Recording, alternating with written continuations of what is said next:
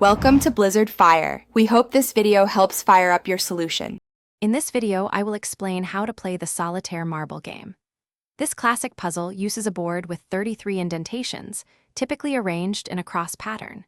To begin, you'll place marbles in all 32 holes, leaving just one empty space, usually the very center. Your main goal is to strategically remove marbles until only a single one remains on the board, ideally finishing in that central spot. It's a game of logic and foresight. Making a move is quite straightforward.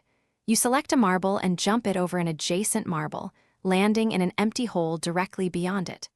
The marble that was jumped over is then immediately removed from the board.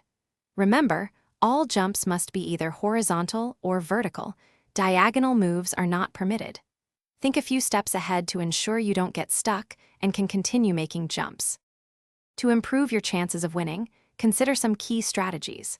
Many experienced players suggest focusing on clearing marbles from the outer edges of the board early on. Maintaining some symmetry can also open up more potential moves. Try to avoid leaving single marbles stranded in corners or isolated areas, as they can become impossible to jump. The ultimate goal is to finish with just one marble, ideally in the central position.